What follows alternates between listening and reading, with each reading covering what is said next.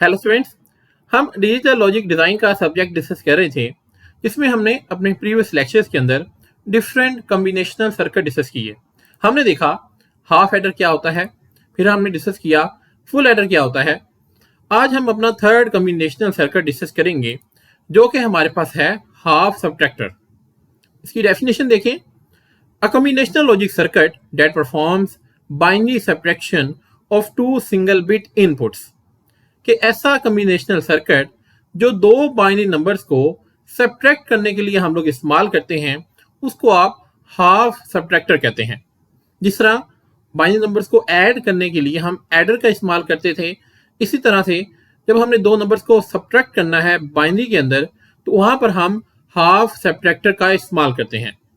तो चलिए इसका ट्रुथ टेबल देखते हैं कि इसका ट्रुथ टेबल किस तरह से होगा। इसमें आपके पास सबसे पहले दो कॉलम्स होंगे, ए और बी, ये आपके इनपुट्स होंगे, और दो ही आपके पास यहाँ पर आउटपुट्स होंगी। एक आपके पास होगा बोरो का कॉलम और एक होगा सब्ट्रैक्शन का कॉलम।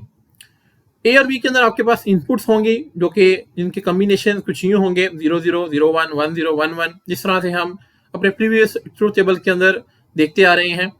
अब हमने इन दोनों कॉलम्स की वैल्यूज को माइनस करना है, यानी कि हमने यहाँ पर ए माइनस बी परफॉर्म करना है। तो सबसे पहले पहली रो देखें। पहली रो के अंदर आपके पास है 0 0, यानी आपने 0 में से 0 को माइनस करना है।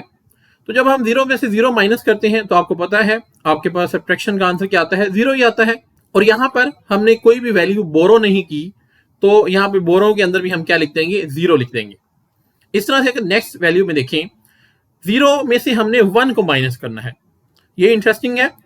तो 0 में से 1 को माइनस आपको पता है कि हम नहीं कर सकते, क्योंकि 0 एक छोटी वैल्यू है और 1 एक बड़ी वैल्यू है। तो सब्ट्रैक्शन के अंदर आपको पता है कि ऐसी सिचुएशन के अंदर हमें बोरो लेना पड़ता है। तो यहां भी हम बोरो लेंगे। हम 1 जो है बाइनरी बिट का, वो यहां पर बोरो ले लेंगे। तो जब 1 इस 0 के साथ मिलेगा, ये बन जाएगा 1 0। दिखने में आपको 10 लग रहा होगा, लेकिन बाइनरी के अंदर 10 नहीं होता। बाइनरी के अंदर या तो 0 होता है या 1 होता है। तो यहां पर ये बन जाएगा 1 0। अब 1 0 में से हमने 1 को माइनस करना है। अब 1 0 बेसिकली क्या है, यहाँ पर अगर आप 1 0 बाइनरी नंबर को डेसिमल के अंदर कन्वर्ट करें तो ये 2 के इक्वल होता है। इट मीन 1 0 बेसिकली 2 को रिप्रेजेंट कर रहा है बाइनरी के अंदर। तो इट मीन आपने 2 में से 1 को माइनस करना है।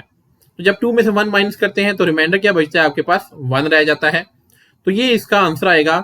जब आप 1 0 में से 1 को माइनस करेंगे तो आपके पास रिमाइंडर भी 1 बचता है, यानी कि इस रो के इस सब्ट्रैक्शन वाली कॉलम के अंदर आपके पास आ जाएगा 1।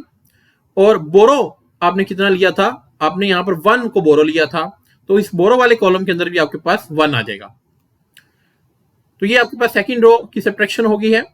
आगे बढ़ने से पहले हमारे चैनल को सब्सक्राइब कर लें, ताकि आने वाली तमाम वीडियोस आप तक टाइमली पहुंच सकें। नेक्स्ट बहुत आसान है। थर्ड आपके पास है 1 और 0, के 1 में से आपने इस 0 को माइनस करना है। तो 1 में से जब आप 0 माइनस करेंगे तो आपके पास, आपको पता है, 1 रह जाता है। और बोरो हमने यहाँ पर कुछ नहीं लिया, तो बोरो यहाँ पर आपके पास 0 आ जाएगा। लास्ट पे आपके पास है 1 और 1, तो 1 में से 1 आप माइनस करें तो आपके पास रिमाइंडर क्या बचता है, 0 रह जाता है। और यहाँ भी हमें बोरो लेने की जरूरत नहीं पड़ी, तो यहाँ बोरो वाले कॉलम में भी आपके पास 0 आ जाएगा। तो ये आपके पास आपका कंप्लीट जो हाफ सब्ट्रैक्टर का है ट्रूथ टेबल बन जाएगा। आई होप आपको यहाँ तक क्लियर हो चुका होगा। अब नेक्स्ट हमने क्या करना है, नेक्स्ट हमने मिन टर्म्स फाइंड करनी है, जिसके जरिए हम अपनी सर्किट डायग्राम बनाएंगे।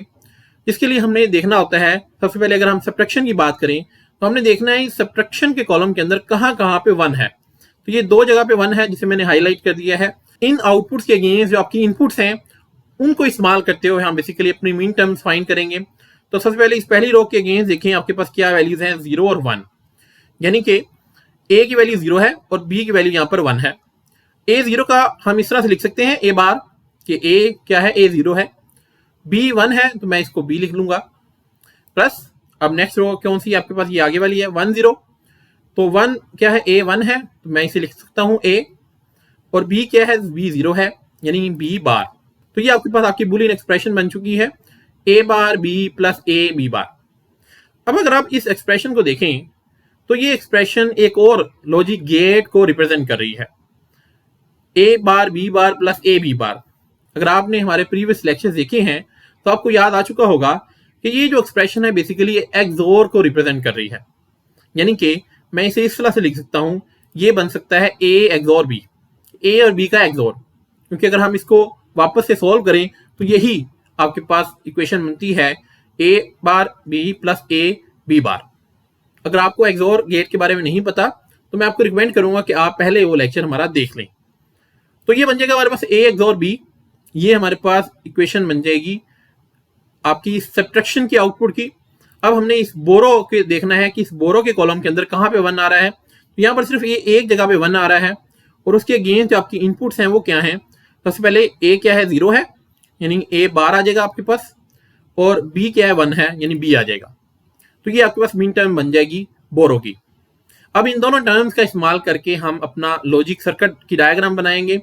तो देखते हैं सर्किट डायग्राम किस तरह से होगी।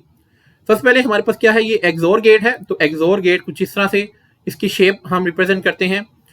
इसको हमने क्या देना है, ए और बी दोनों इनपुट्स हम इसको देंगे। तो ये एक्सोर गेट हमें क्या करेगा, इस ए और बी की सब्ट्रैक्शन की जो आउटपुट है वो हमें प्रोवाइड कर देगा। नेक्स्ट आपके पास क्या है, नेक्स्ट आपके पास है ए बार बी, यानी ए बार और बी के दरमियान में आपके पास क्या है, एंड गेट है। तो मैं एंड गेट ले लूंगा और ये ए और बी इनपुट्स इसको प्रोवाइड कर दूंगा। लेकिन यहाँ पर हमें एंड गेट के अंदर ए बार चाहिए। तो ये जो ए की इनपुट यहाँ पर एंड गेट के अंदर जा रही है, इसके अंदर मैं एक नोट गेट लगा दूंगा जो इस ए को ए बार में कन्वर्ट कर देगा।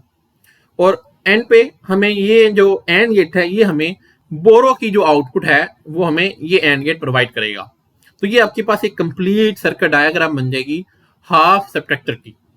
तो ये बेसिकली इंप्लीमेंटेशन थी हाफ सब्ट्रैक्टर की। हमने इसमें देखा कि इसका ट्रूथ टेबल किस तरह से बनता है, इसकी मिन टर्म्स किस तरह से फाइंड करनी है, और फिर इसकी सर्किट डायग्राम किस तरह से बनानी है। आई होप आपको ये सारे कॉन्सेप्ट क्लियर हो चुके होंगे। आज के लिए इतना ही, मिलते हैं नेक्स्ट लेक्चर के अंदर। Thank you very much.